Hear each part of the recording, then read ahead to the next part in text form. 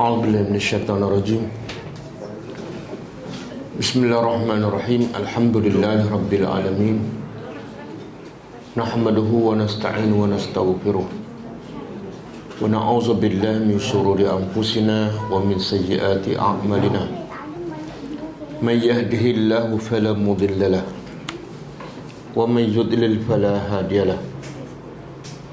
Asyhadu an la ilaha illallah wahdahu la syarika lahu wa asyhadu anna Muhammadan abduhu wa rasuluh. Subhanaka la ilma lana illa ma 'allamtana innaka antal alimul hakim.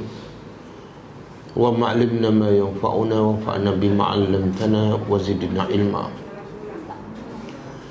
Rabbi yassir wa la tu'assir, Rabbi tammim bil khair. Amma ba'du.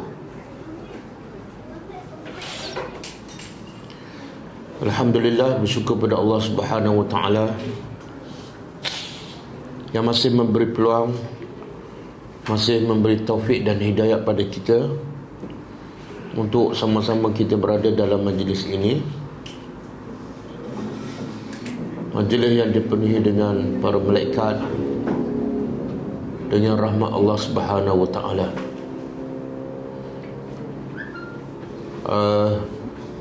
Saya rasa ini kali ketiga saya berada kat sini, InsyaAllah pada malam ni kita macam biasa, benda yang paling penting dalam hidup kita ialah Al-Quran. Sehingga Nabi sebut dalam satu hadis, man ja'alahu amamahu qadahu ilal jannah. Siapa yang meletakkan Quran di hadapannya, iaitu dia belajar, dia faham, dia ikut apa saja yang diarahkan oleh Allah dalam Al-Quran, maka Quran akan pandunya sampai ke syurga. Allah tak kata selain pada Al-Quran. Kemudian kata Nabi sallallahu alaihi wasallam, wa man ja'alahu khalfahu saqahu ila an-nar. Siapa yang menjadikan Al-Quran di belakangnya, mana dia tak ikut ajaran Al-Quran, mungkin dia baca, dia betulkan tajwidnya, dia khatamnya, dia baca berulang kali, dia hafal, tapi dia tak ikut ajaran Al-Quran, maka Nabi kata saqahu ilan nar. Quran akan pandu dan heratnya ke neraka. Jadi apa-apa yang menentukan kita bahagia ataupun celaka, baik di dunia ataupun di akhirat, ialah setakat mana hubungan kita dengan Al-Quran. Sebab itu kata As-Sahlu bin Abdullah, min alamati hubbillah hubbu Al-Quran. Tanda cinta seseorang kepada Allah ialah hubbuhu lil Quran, iaitu setakat mana dia cinta kepada Al-Quran. Dan wa alamatu hubbihi lil Quran hubbuhu li Rasulillah sallallahu alaihi wasallam. Dan tanda dia cinta kepada Al-Quran ialah cinta kepada Rasulullah. Dan wa alamatu hubbihi li Rasulillah sallallahu alaihi wasallam hubbuhu li sunnatihi. Tanda seseorang cinta kepada Rasulullah ialah dia cinta kepada sunnah Nabi. Kata ulama, setakat mana kita cinta pada Al-Quran, kita baca, kita tadabbur, kita belajar, kita ikut, dan setakat mana kita belajar sunnah Nabi dan kita amalkan, setakat itulah cinta kita kepada Allah. Semakin banyak kita faham Al-Quran, semakin banyak kita ikut ajaran Al-Quran, semakin banyak kita ikut sunnah Nabi, semakin tinggilah nilai cinta kita kepada Allah. Tapi semakin kurang kita belajar Al-Quran, semakin sedikit kita belajar sunnah Nabi dan amal sunnah Nabi, semakin kuranglah cinta kita kepada Allah. Dan mana ramai manusia tak sedar, cintanya kepada Allah semakin bertambah ataupun semakin berkurang. Betul? Tetapi yang manusia sentiasa sedar, sentiasa sedar dan sentiasa ambil berat ialah simpanannya, sama ada semakin banyak ataupun semakin kurang. Perniagaannya semakin untung ataupun semakin rugi. Betul? Betul kan? Dia kalau tutup perniagaan dia satu hari dengan tutup kelas satu hari, yang mana dia rasa rugi? Tutup perniagaan. Sebab itulah kita pernah sebutkan Umar ibn Khattab radhiyallahu anhu, dia menceritakan, aku dengan jiranku sentiasa bergilir, bertukar ganti untuk belajar daripada Rasulullah. Sebab Umar dan juga sahabat yang lain pun ada urusan dunia. Mereka bekerja, mereka berniaga. Jadi bila mereka berniaga satu hari, Umar kata, aku suruh jiran aku pergi belajar sunnah Nabi. Yang aku tak belajar, jiran aku yang pergi belajar, beritahu pula, sampaikan pada aku. Kemudian besok pula aku pula pergi belajar daripada Nabi.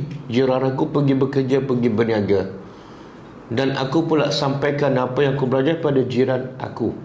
Makna apa tu? Sahabat tak pernah ketinggalan apa yang disampaikan oleh Nabi. Kalau mereka tak boleh datang, mereka hantar wakil, dan wakil itu akan sampai padanya. Begitulah cintanya para sahabat kepada Rasulullah sallallahu alaihi wasallam. Okey. Malam ni kita nak tadabbur beberapa ayat daripada surah Al-An'am. Bermula daripada ayat 52. Boleh buka Al-Quran. Sebelum kita sambung ayat 52, kita tengok ayat sebelum itu. Ayat 51. Surah Al-An'am ayat 51, muka surat 133. A'udzubillahi minasyaitonirrajim. Wa anzir bihi allazina yakhafuna an yuhsyaru ila rabbihim laisa lahum min dunihi waliyyun wala syafi'un la'allahum yattaqun. Maksudnya Allah kata apa? Wa anzir. Anzir ni kalau kita belajar bahasa Arab, fi'il amar. Fi'il amar menunjukkan apa? Perintah. Perintah menunjukkan wajib.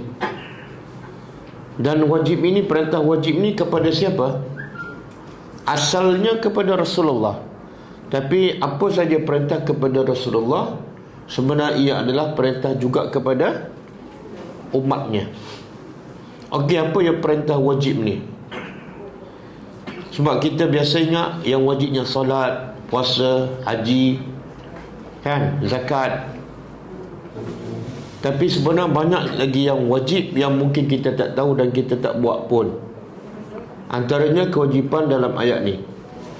Allah kata apa? Wa anzir, hendaklah engkau beri peringatan.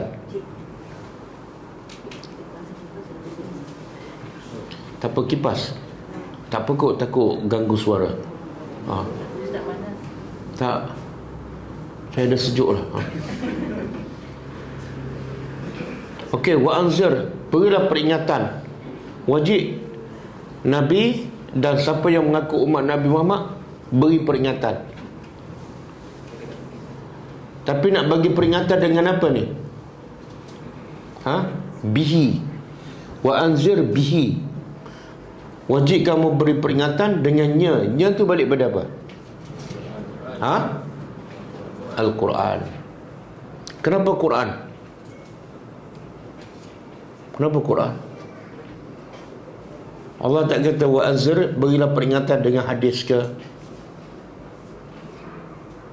dengan kata-kata ulama ke. Sebab Allah tahu yang betul-betul boleh menyentuh hati manusia, boleh mengetuk hati manusia dan boleh mengubah kehidupan manusia, Quran je. Kata-kata manusia tak boleh. Kadang-kadang kata-kata manusia menyebabkan orang tu menangis, tapi dia tak berubah pun. Betul? Pernah tak tengok drama yang sedih? Pernah? Menangis tak? Lepas tu berubah tak? Tak berubah kan? Jadi Allah kata wa anzir bi, berilah peringatan dengan Al-Quran. Jadi ada dua perkara penting di sini. Pertama, wajib bagi peringatan siapa yang mengaku dia beriman. Yang kedua, wajib bagi peringatan dengan Al-Quran. Dan tak mungkin kita boleh bagi peringatan dengan Al-Quran melainkan dengan kita faham. Kalau kita sendiri pun tak faham, boleh tak kita cakap pasal Al-Quran kepada orang? Mari sini, saya nak bagi peringatan ni. Buka Quran. Baca ayat pertama. Okey, baca dah. Dah. Apa dia? Dia pula tanya orang, dia sendiri tak faham. Itu bukan peringatan. Peringatan ialah sesuatu yang bila kita dengar kita rasa takut, gerun, ada unsur amaran. Tapi biasa kita baca Quran kan, Quran ada dua je. Satu yang ada unsur amaran, yang kedua yang ada unsur apa dah?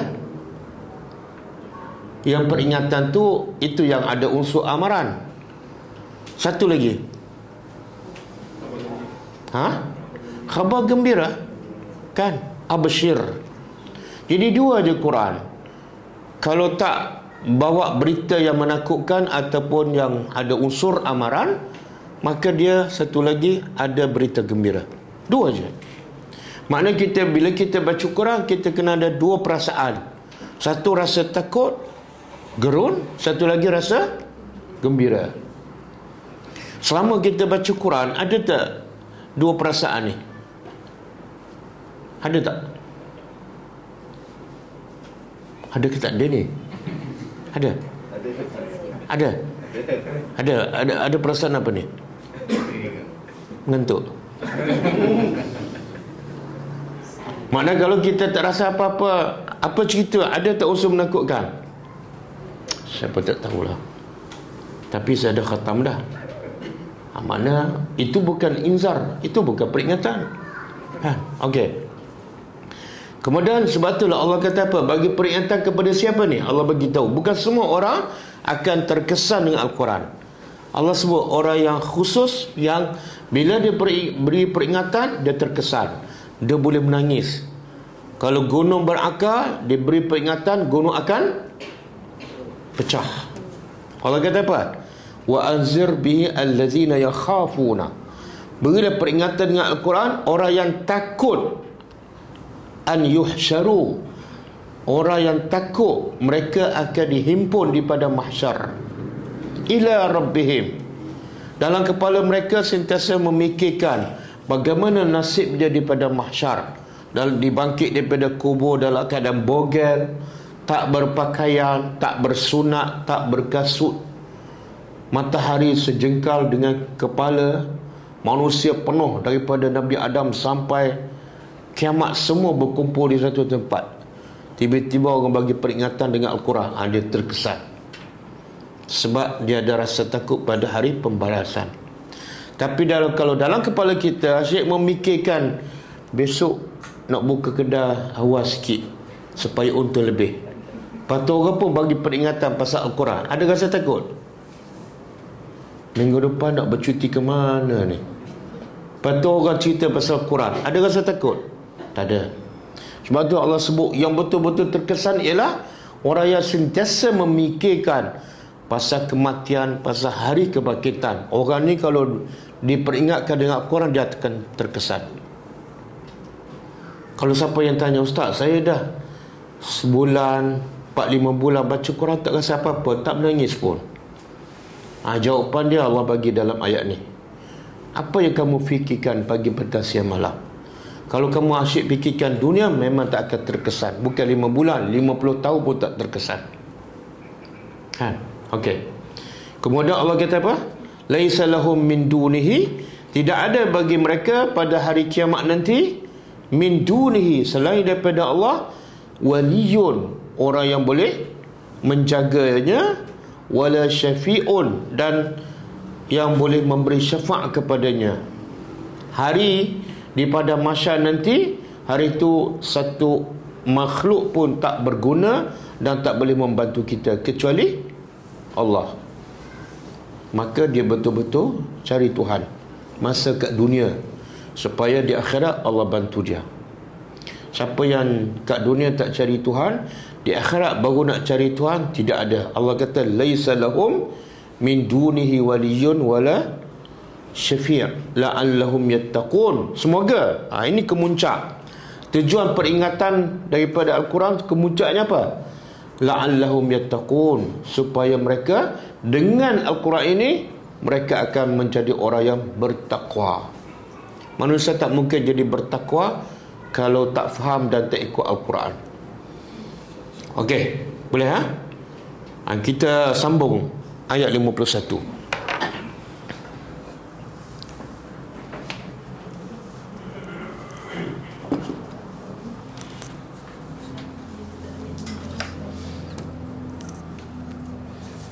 Okey, auzubillahi minasyaitonirrajim.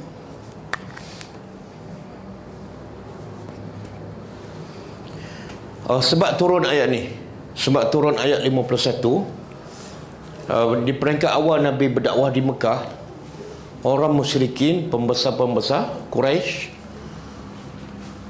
bila Nabi ajak mereka untuk mendengar peringatan, apa respon orang pembesar Mekah? Dia kata kepada Nabi Muhammad SAW, kalau kamu nak kami dengar apa kamu cakap, boleh, tapi usir keluar orang-orang miskin yang bersama kamu. Di peringkat awal yang beriman dengan Nabi, orang kaya ke orang miskin? Orang miskin. Seperti Bilal. Siapa lagi? Ammar bin Yasir, keluarga Ammar, Suhaib Ar-Rumi, Zaid bin Harisah. Makna golongan fuqara. Dan orang musyrik ini bergolongan bangsawan, pembesar-pembesar. Jadi bila pembesar ni biasa dia ada sifat sombong, tak nak duduk dengan orang miskin.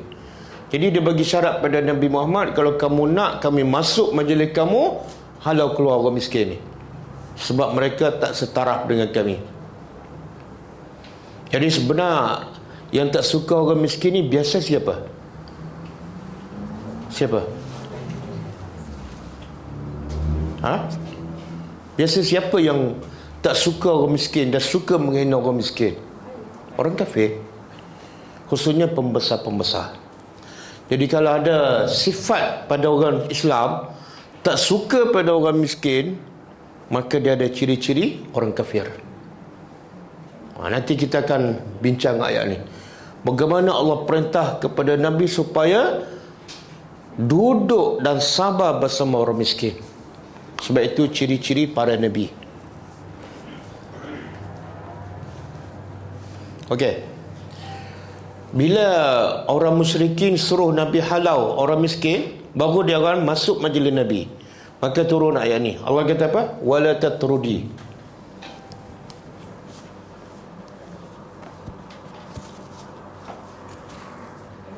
Wala dan cuba terjemah.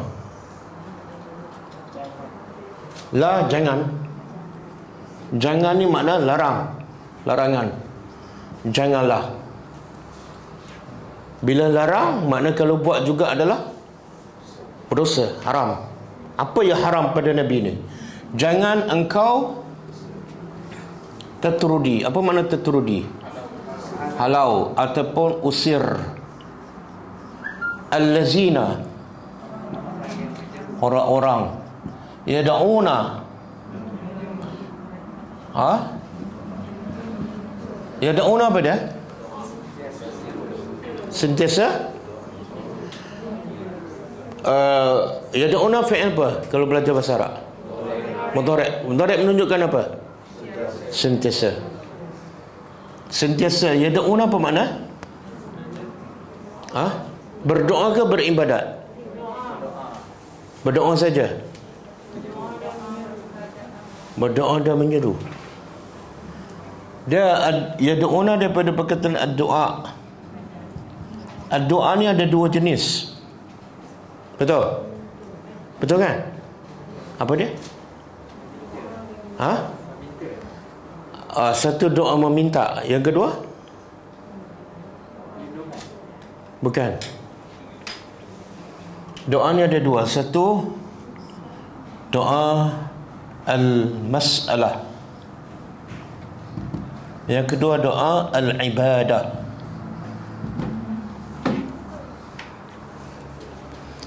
Doa satu, iaitu minta masalah ataupun meminta.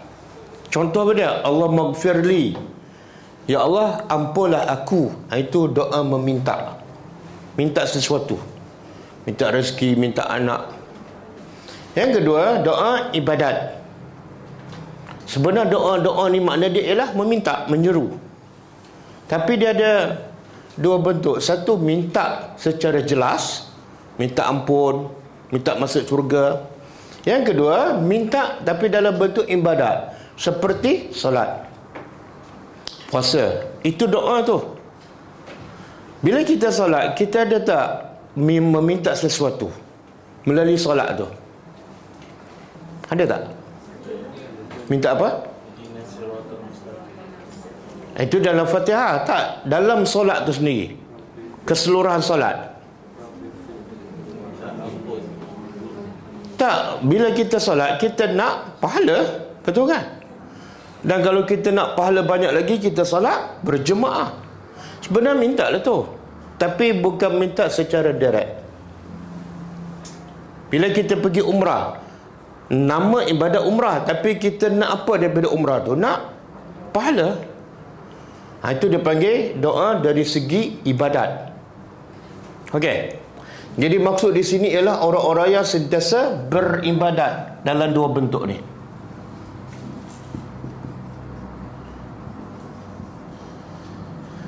Kepada pencipta mereka.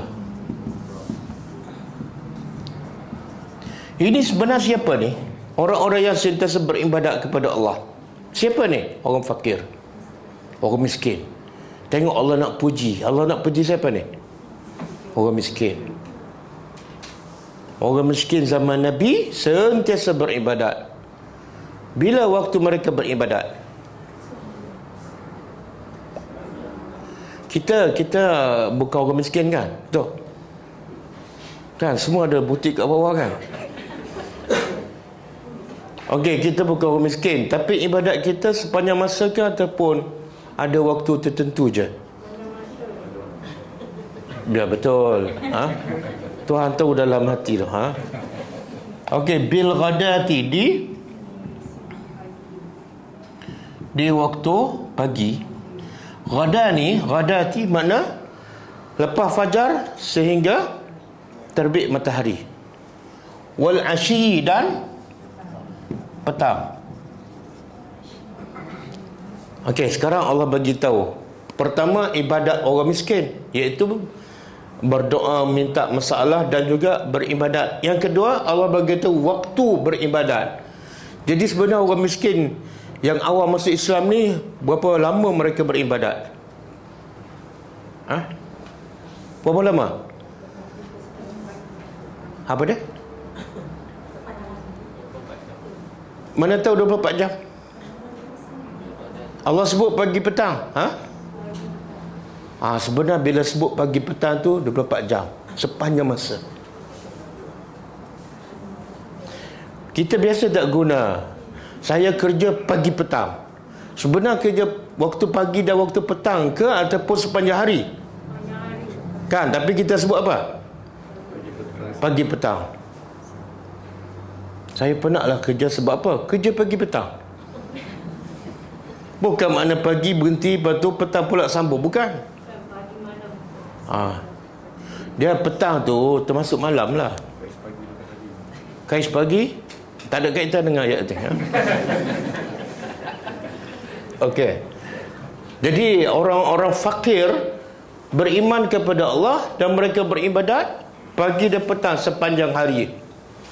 Kemudian apa niat mereka beribadat? Yuriduna, mereka kehendak ataupun ingin wajhahu. Apa makna wajhahu? Wajah? Wajah siapa? Wajah Allah. Apa maksud beribadat nak wajah Allah?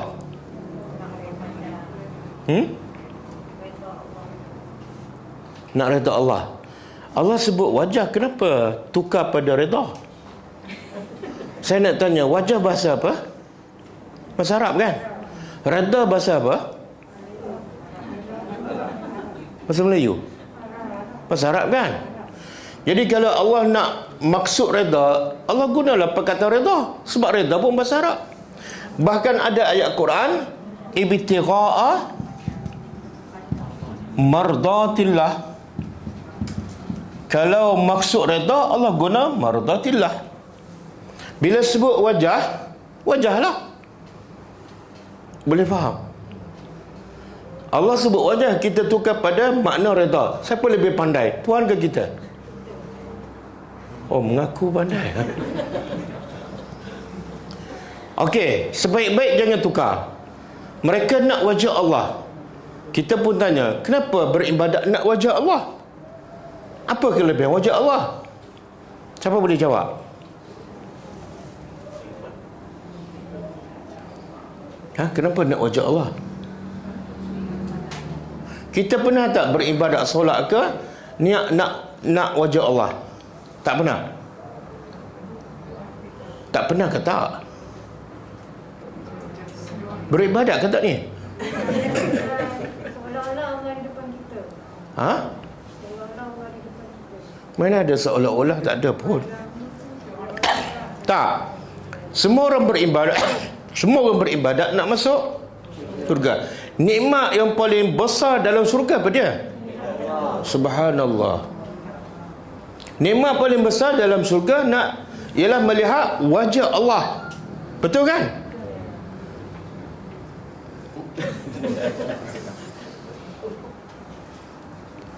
Mereka nak melihat wajah Allah dalam surga. Boleh? Kita antara masuk rumah kekasih kita dengan dapat tengok wajah kekasih kita, yang mana kita nak? Macam ni, masuk rumah kekasih tapi tak nampak wajah dia. Satu lagi, kita duduk tengah panas terik tapi nampak wajah kekasih. Yang mana kita nak? Tengah panas. Tengok cinta punya pasal kan. Sebab apa tu? Kenapa nak duduk tengah panas? Sebab dapat tengok muka tu adalah nikmat. Kadang-kadang tengok selipar dia pun dah rasa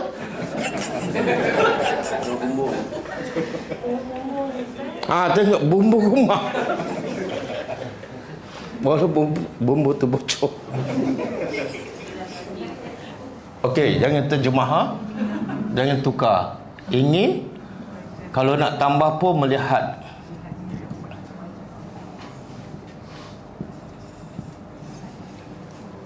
Contohlah, orang kita pergi rumah orang, dia hidang makanan lazat tapi dia tak keluar. Makanan lazat, perut lapar, kita rasa seronok tak nak makan kalau tuan rumah tak tunjuk muka dia. Kan? Tapi bila tunjuk muka, lega kan? Sebab kadang-kadang muka dia menjadikan kita lebih bahagia. Betul kan? Ada pengalaman? Ada. Okey. Jadi di sini Allah nak beritahu apa ni? Bila orang musyrikin Mekah, pembesar Mekah minta Nabi usir orang miskin, maka Allah kata apa? Jangan. Kenapa jangan? Sebab mereka adalah manusia yang mulia di sisi Allah. Di sisi manusia, pembesar musyrikin Mekah mulia. Kan biasa manusia memuliakan pembesar, pemimpin, betul? Tak, Allah kata salah. Ukuran yang betul kemuliaan manusia bukan sebab pangkat, bukan sebab kekayaan, tapi sebab apa? Yad'una rabbahum bil ghadati wal ashi. Boleh faham? Kita biasa kalau datang seorang menteri, datuk, yang tak pernah datang ke masjid pun, duduk kampung kita, dengan seorang miskin yang selalu beribadat pagi, petang, siang, malam. Dua-dua datang serentak. Kita muliakan siapa dulu? YB. Pasal apa? Sebab dia bagi projek. Ukuran kita salah. Sepatut kita muliakan siapa? Sebab itulah bila Nabi tengah berdakwah kepada pembesar Quraisy, datang seorang apa? Seorang miskin, buta, seorang pula tu, Nabi berpaling muka. Betul? Dan Allah tegur siapa? Allah tegur pembesar, Allah tegur orang miskin ni yang mengganggu Nabi ke Allah tegur Nabi? Subhanallah. Kenapa? Sebab Nabi macam tak memuliakan orang yang mulia di sisi Allah. Jadi kita sepatut muliakan orang ni. Okey. Kemudian Allah kata apa? Ma'alaika, tidak ke atas engkau, min hisabihim, dari hisab mereka, min syai'in, dari sedikit pun.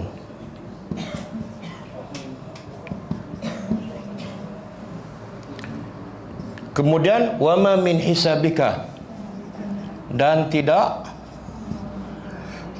juga min hisabika, dari hisab engkau, alaihim, ke atas mereka, min syai'in, dari sedikit pun. Apa maksud ayat ni? Apa maksud?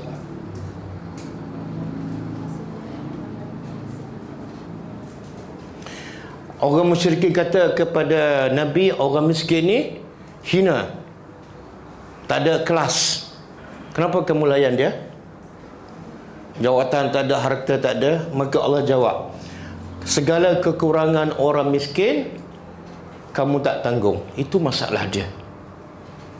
Wama alaika min hisabihim, hisab orang miskin bukan tanggungjawab engkau. Dia kekurangan ke, dia lemah ke, itu dia dengan Allah. Jadi jangan peduli hujah yang dibawa oleh orang musyrikin.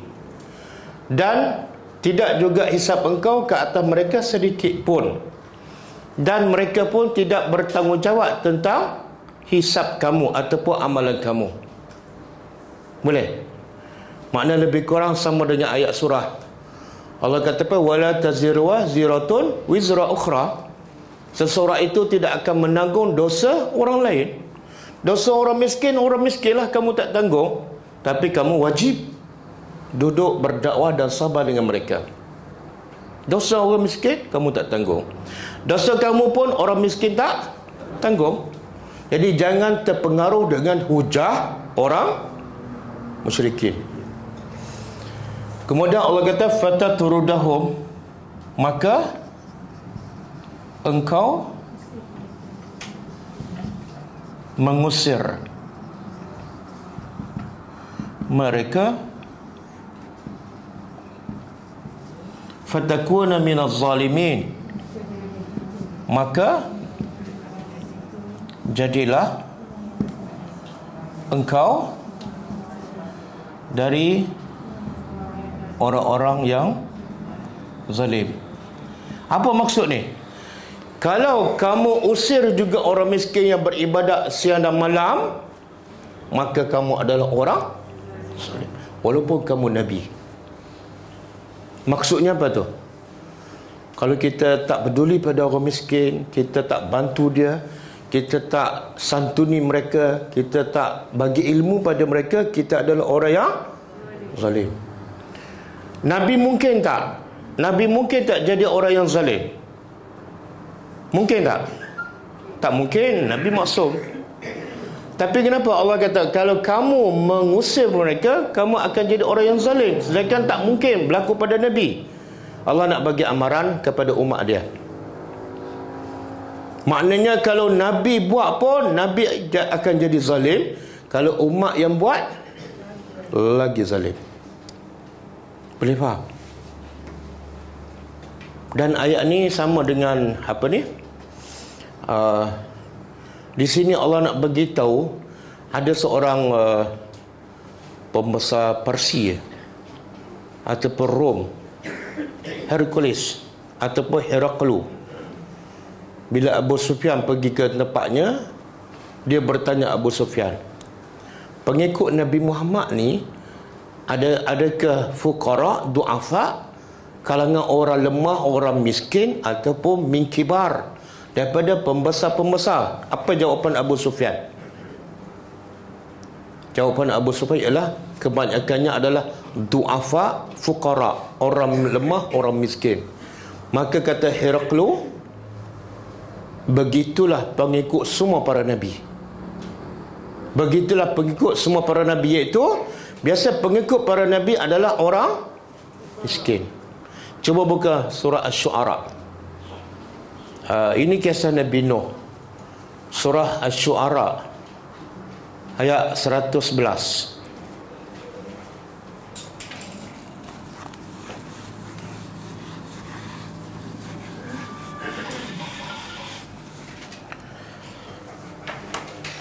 Apa dia? Qalu anu'minu laka wattaba'aka al-arzalun. 111 Asy-Syu'ara. Ada?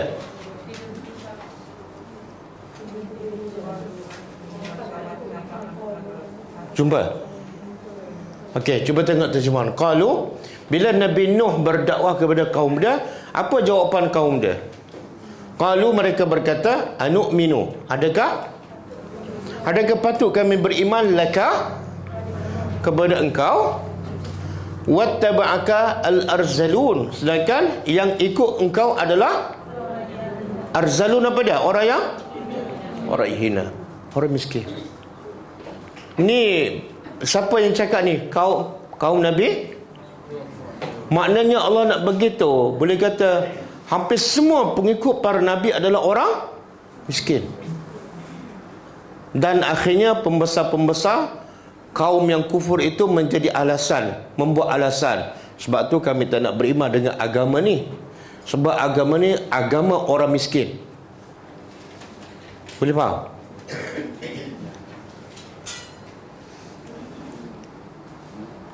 Okey. Dan satu lagi ayat, cuba buka surah Al-Kahfi ayat 28. Surah Al-Kahfi ayat 28.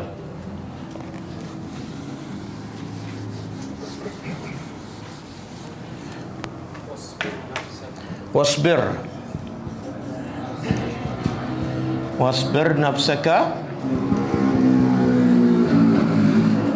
allazina wasbir nafsaka ma'allazina yad'una rabbahum bil ghadati wal ashiyyi yuridu wajha. Nah, lagi wala ta'du aynaka anhum turiduna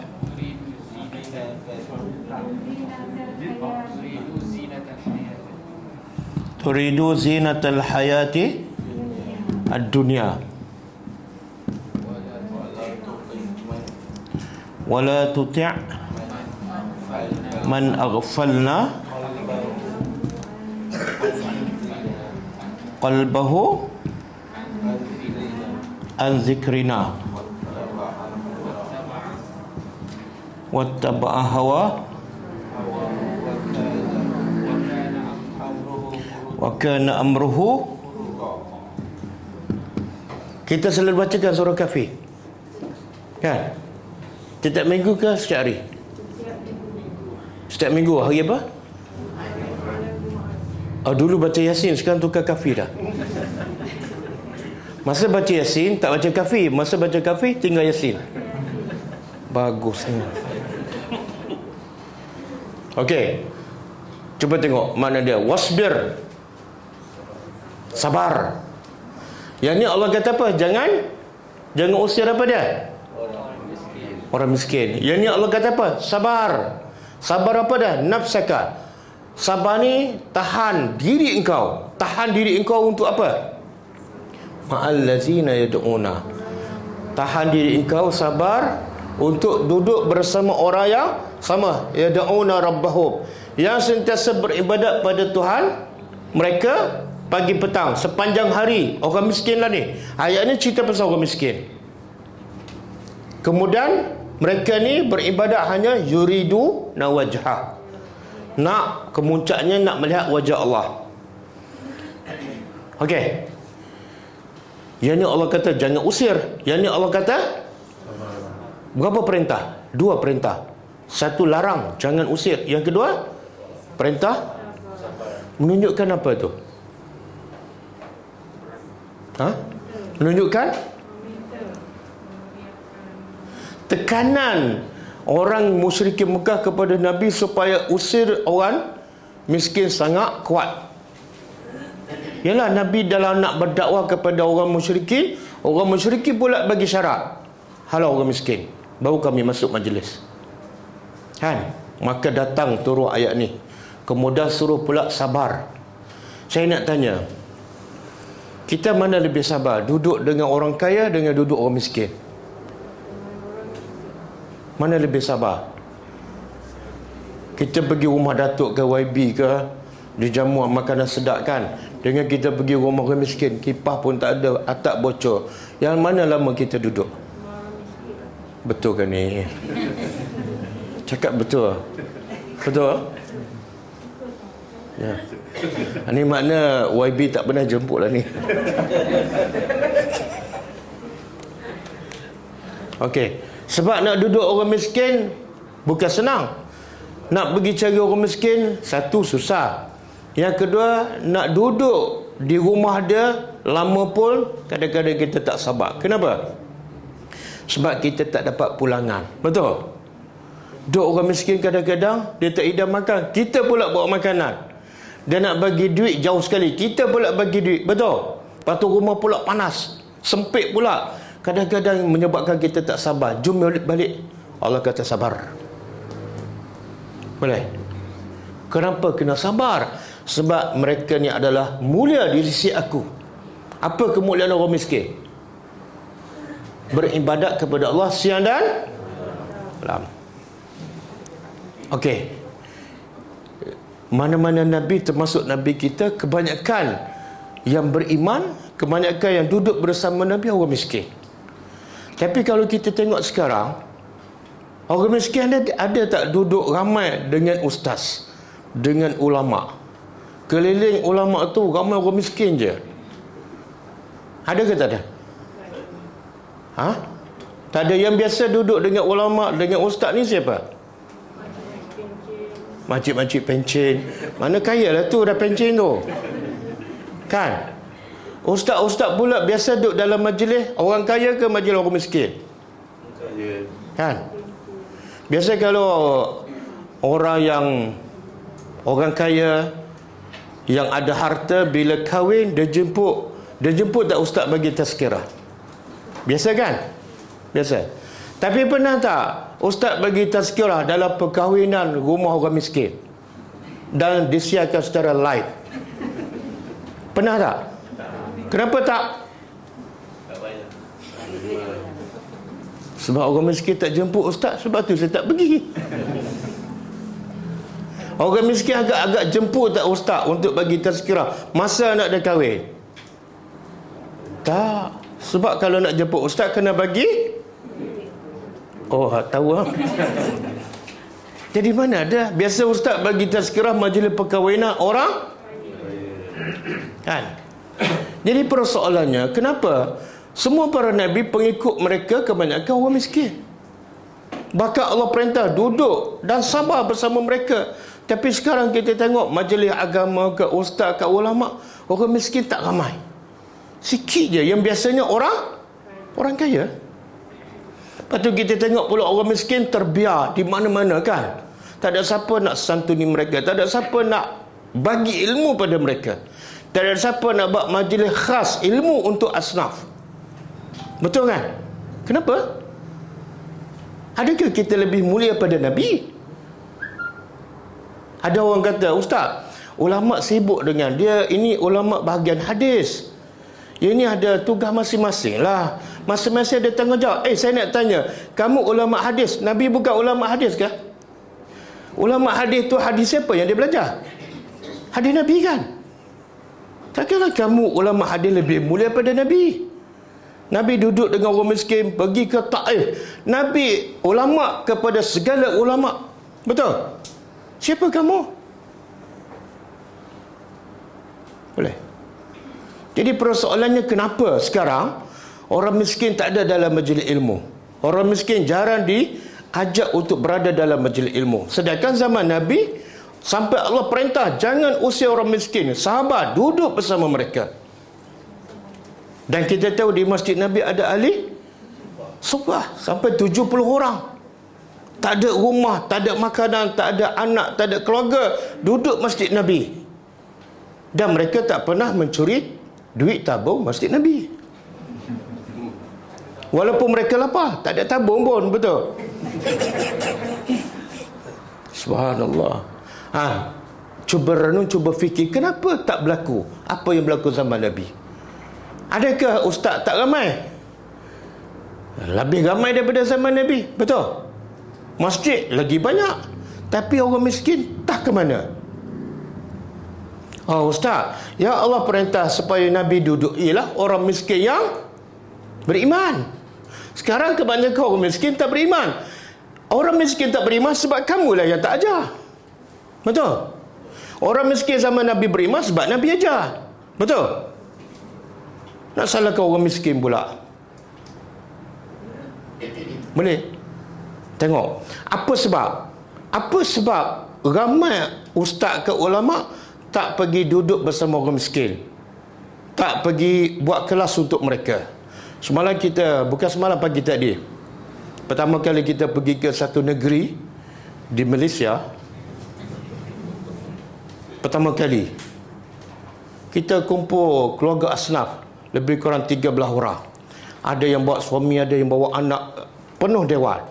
Kita buat kelas walaupun setengah jam, tapi saya rasa sangat seronok boleh cerita pasal solat, cerita pasal syurga, cerita pasal neraka, cerita pasal akhirat kepada orang miskin yang tak pernah dengar cerita agama.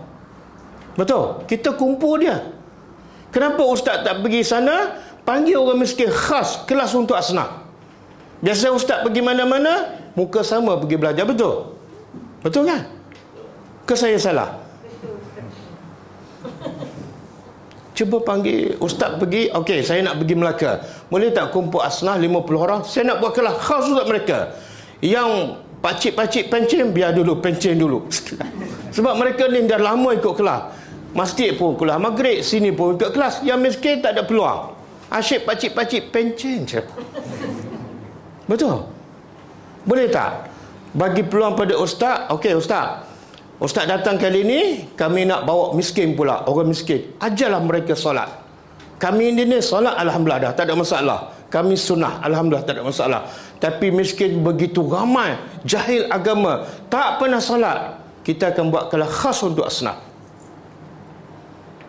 Kalau buat macam tu sebulan sekali, agak-agak akan ramai tak orang miskin yang berilmu, yang berubah, yang jadi macam ni. Yad'uma rabbahum bil ghadati wal asyi. Ada tak perubahan? Ada.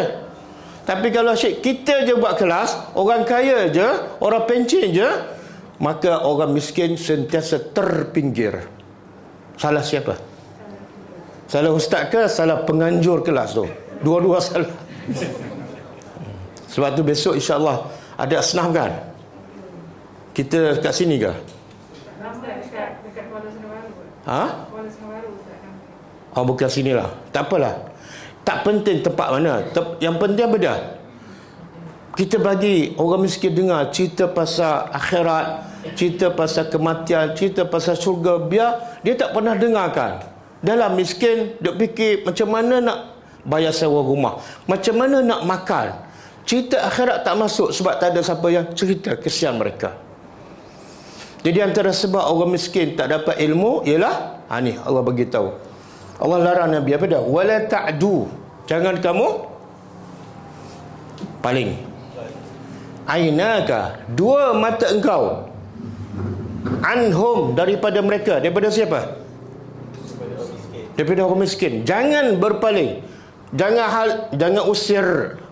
Yang kedua, sabar. Yang ketiga, jangan palingkan dua mata kamu daripada mereka.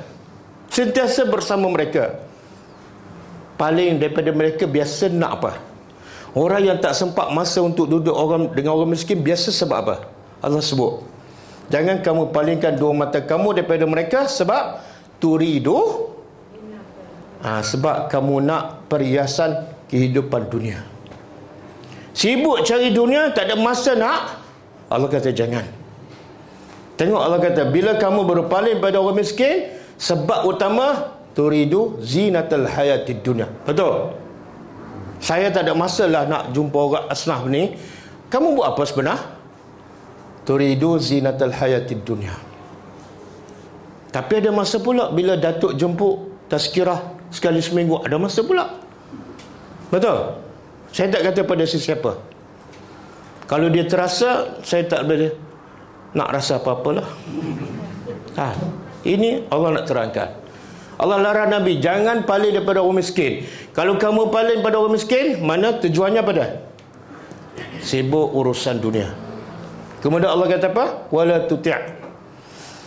Jangan kamu taat man aghfalna, siapa yang kami lalaikan hati mereka an zikrina, daripada mengingati kami. Jangan kamu dengar cakap orang yang hati dia lalai. Kadang-kadang kita minta maaf lah, saya pun ada pengalaman. Kadang-kadang orang kaya jemputkan buat kelas di rumah dia. Bukan semua. Dan saya tak cerita pengalaman orang, saya cerita pengalaman saya. Dia bukan nak ilmu pun, tapi sekadar nak buat perjumpaan keluarga, lepas tu ada makan, dia tak berubah langsung. Kalau tengok Facebook dia, kepala buka aurat, tapi ikut kelas saya. Sebab apa? Orang yang kami lalaikan hatinya. Buat kelas, bayar pada ustaz sekadar untuk berjumpa dengan keluarga, makan minum, macam tu je. Sebab itulah orang miskin ni, kalau dia faham, dia akan berubah betul-betul. Sebab apa? Dia tak ada kepentingan. Betul? Kalau orang besar, orang kaya, kalau dia belajar, dia susah nak berubah sebab dia ada kepentingan. Kalau dia beriman, dia kena banyak buat perubahan. Kadang-kadang jawatan kena tinggal, kadang-kadang YB pun kena banyak benda yang dia terhalang kalau betul-betul beriman. Tapi orang miskin tak ada. Sebab tu yang ramai beriman kepada para nabi biasanya orang yang tak ada kepentingan. Okey. Kemudian Allah kata apa? Orang ni wattaba' hawa, yang sentiasa ikut hawa nafsu, wa kana amru furuta. Dan urusan orang ni adalah furuta. Apa makna furuta?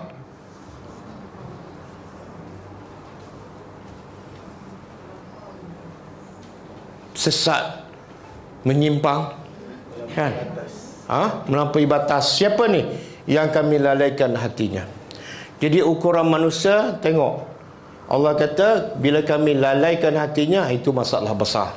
Kadang-kadang pada saya okey, tapi kalau jarang ingat pada Allah, ada masalah besar. Okey? Kemudian Allah kata apa? Kita habiskan ayat ni. Wa kazalika, dan demikianlah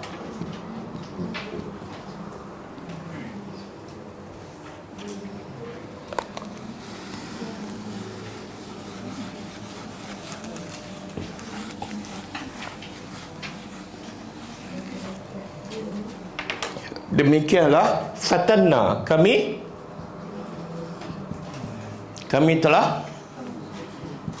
telah uji ba'dahum, sebahagian mereka, dengan sebahagian yang lain. Liyaqulu, supaya mereka berkata ataupun mereka beralasan, berhujah. Mereka ni orang pembesar-pembesar Quraisy yang tak beriman. Allah uji mereka pada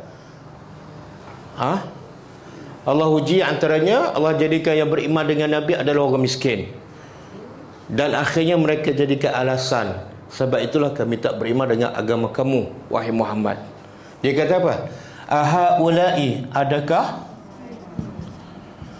adakah patut haulai apa dia? Mereka ni siapa? Orang miskin. Yang kata ni siapa? Pembesar Quraisy. Dia kata apa? Adakah patut orang miskin ni manallah? Apa makna manna?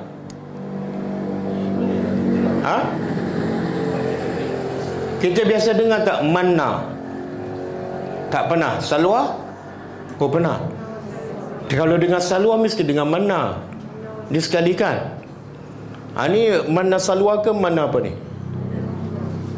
Allah menganugerah. Adakah patut mereka ini Allah anugerah alaihim, ke atas mereka, min bainina, dari antara kami. Apa maksud? Hujah pembesar Quraisy untuk tidak beriman kepada Nabi ialah, dia kata adakah patut orang miskin ni Allah bagi kelebihan pada mereka dibanding dengan kami? Tak masuk akal. Kami pembesar, kami pemimpin, kami ahli perniagaan, tiba-tiba Allah utamakan orang miskin, tak ada jawatan, tak ada harta macam Bilal. Tak masuk akal.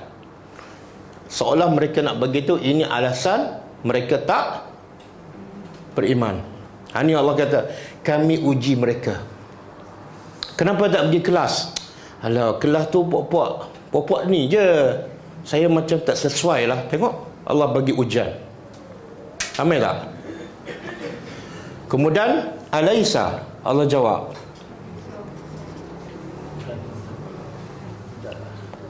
tidakkah ataupun bukankah Allah bi'a'lam, lebih mengetahui, bisyakirin, dengan orang-orang yang bersyukur. Apa maksud? Bila mereka berhujah merendahkan orang fakir yang beriman, adakah patut orang fakir ni Allah bagi kelebihan? Patut Allah bagi pada kami. Allah jawab apa?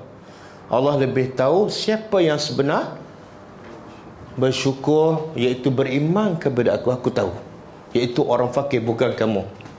Maka sebab tu Allah bagi kelebihan pada orang fakir. Jadi nilai kelebihan manusia terletak kepada apa? Syukur. Dan nak bersyukur pada Allah, perlu tak harta? Perlu tak? Tak perlu. Nak taat pada perintah Allah, perlu tak jawatan? Tak perlu. Boleh? Okey, daripada dua ayat ni apa pengajarannya? Boleh tak kita keluarkan pengajaran untuk macam ayat 51 kan, Allah kata apa? Berilah peringatan dengan Al-Quran. Jadi peringatan tu kepada kita.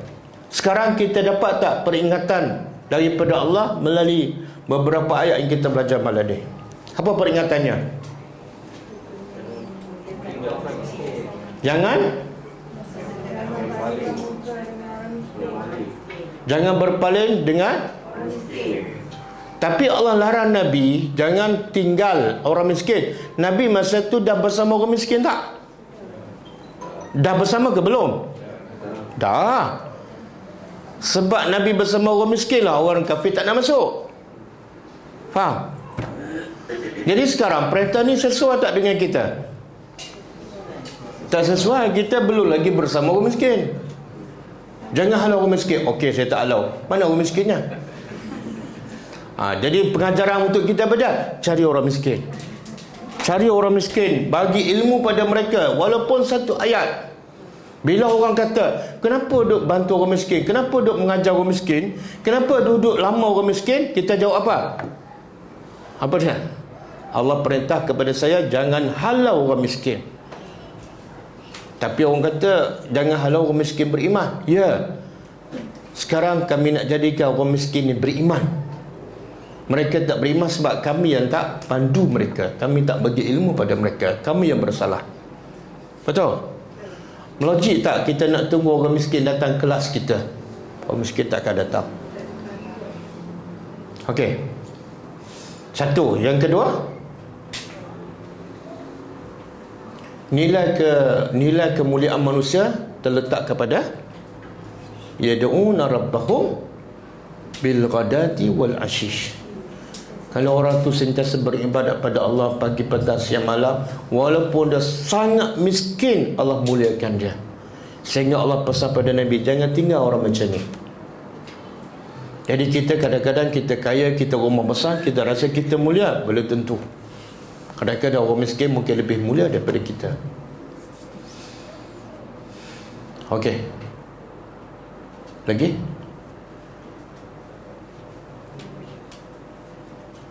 Yang belakang sana ada, boleh bagi tak pengajaran ke apa ke? Siapa boleh bagi pengajaran, kita bagi makanan. Ke makanan ada bagi?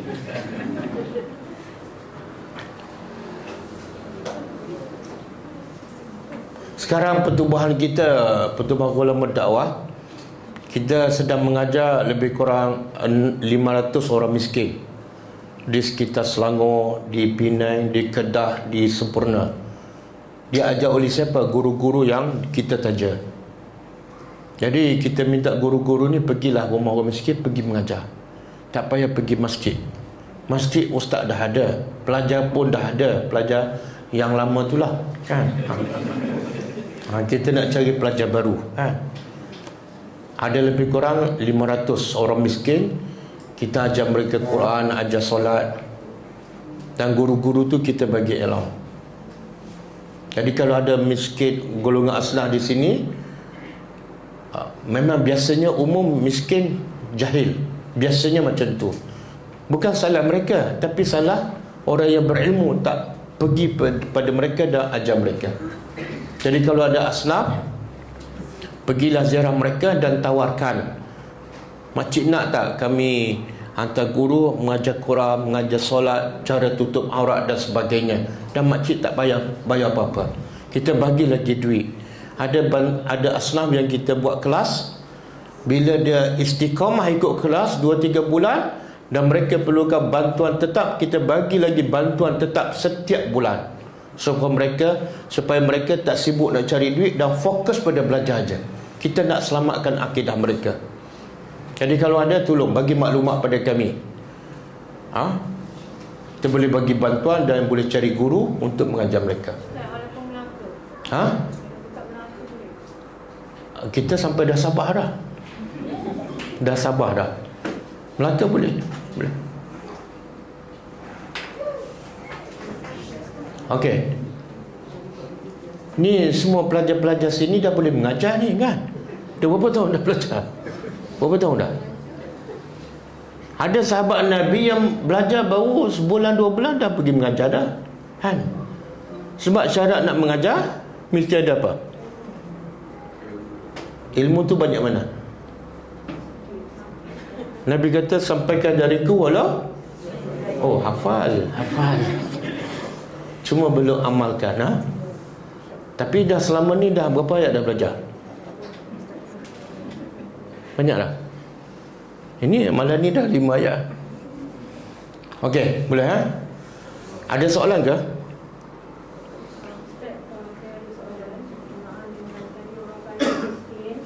Orang kaya menjemput kita untuk majlis malimah dia, kita tak pergi. Disebabkan mungkin majlis tu adalah majlis yang lara dan banyak benda-benda yang macam Ustaz dia cakap kan. Adakah berdosa dengan saya. Okey, antara hak seorang Muslim kepada seorang Muslim yang lain ialah menerima jemputan. Ada setengah ulama kata wajib. Kalau jemputan kenduri kahwin, wajib pergi. Tetapi sekiranya dalam majlis itu ada benda-benda yang haram. Contoh, dia tak jemput orang miskin, jemput orang kaya je, kita tak perlu pergi. Dan kalau tak pergi pun tak berdosa. Sebab apa? Sebab dia membezakan antara orang miskin dan orang kaya. Ataupun dia jemput juga orang miskin tapi hidangannya berbeza. Yang golongan VIP ni udang galah, nah. Kalau orang miskin udang kering je kan. Tak perlu pergi. Kalau tak pergi tak berdosa. Kadang-kadang dia hidangkan benda-benda haram. Contoh sudu daripada emas ke kan. Kadang-kadang ada hiburan yang melawakan. Kita tak pergi dan tak berdosa. Okey. Lagi? Ada? Ustaz, lagi satu kan, kalau kita nak pergi bagi sumbangan, orang miskin yang tak beriman dengan orang miskin yang beriman, yang mana kita perlu jauh dulu? Mana kita tahu dia beriman ke tak? Bila kita tahu yang dia tak solat, dia tak jaga orang. Oh. Dia kalau orang miskin yang solat dengan yang tak solat, kalau dua-dua mati, yang mana masuk neraka? Yang tak solat. Jadi nak selamatkan yang mana dulu? Dah jawab sendiri dah. Kadang-kadang kita fikir ni tak beriman, yang ni beriman, kita utamakan yang beriman. Salah. Keutamakan yang ni. Sebab yang dah beriman, insya-Allah selamat. Ni yang paling perlu kita bantu ialah yang tak salat. Dia bila tak salat, dia boleh mati bila-bila masa. Dan kalau mati, masa mati tak salat, masuk neraka. Kenapa tak pergi? Dia tu tak beriman. Ya, sebab tak beriman lah kamu kena ajar dia. Okay Ustaz, contohlah kan, saya mungkin orang kampung lah. So saya nak offer dan kita nak tanggung anak dia untuk masuk sekolah agama, tapi dia menolak. Adakah kita perlu lagi tolong dia? Kalau orang macam ni. Tak, yang paling penting selamatkan siapa? Mak ke anak? Anak dia nak pergi tapi mak dia kata tak apa. Okey, tak apa. Sebenarnya mak dia tak bagi tu sebab mak dia tak faham. Kalau mak dia faham, mak mana tak nak anak belajar agama, betul tak? Jadi masalah mak tak faham, jangan marah. Bagi mak faham betul-betul, cakap dengan lembut. Begitulah Nabi pergi ke Taif. Orang Taif tolak tak? Bukan orang Taif tak nak hantar sekolah agama, orang Taif pun tak nak belajar, pergi sekolah agama. Tapi apa doa Nabi? Apa doa Nabi? Ya Allah, bagilah hidayah kepada mereka. Sebab apa mereka tolak? Sebab mereka belum faham. Jadi kewajipan kita sabar, bagi faham pada mak tu. Tak apa, dia tolak tak apa, tak apa. Bersangka baiklah sebab dia belum faham. Dan dia tak faham pun sebab kita pun tak bagi faham. Lantak kamulah. Aku nak tolong tak nak. Kita pun tak sabar. Okey.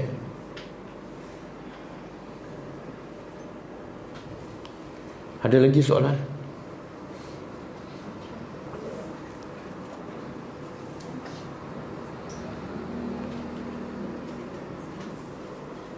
Ustaz, ada satu soalan.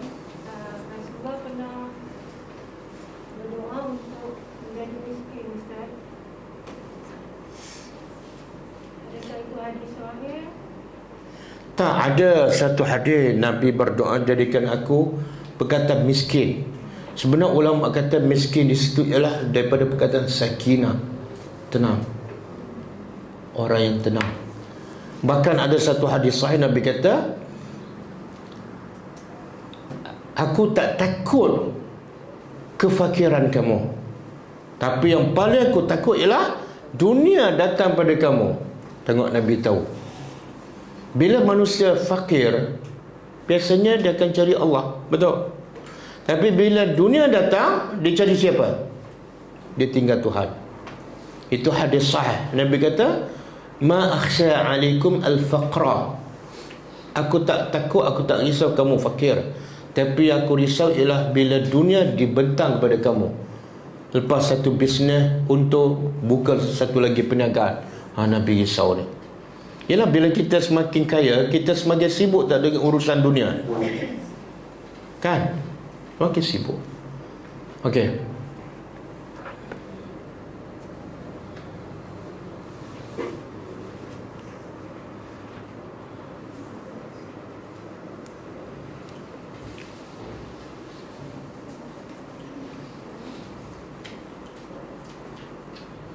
Dalam Facebook tak ada soalan? Tak ada. Oh, tak ada internet. Oh, putus. Okey. Tak ada. Kalau tak ada, kita cukup setakat ni. Sekiranya ada yang terkasar, tersilap, saya minta maaf. Yang baik itu adalah daripada Allah Subhanahu Wa Taala. Semoga kita berjumpa lagi, insya-Allah. Kita tutup dengan membaca tasbih kafarah. Subhanakallahumma wa bihamdika asyhadu an la ilaha illa anta astaghfiruka wa atubu ilaik. Assalamualaikum warahmatullahi wabarakatuh.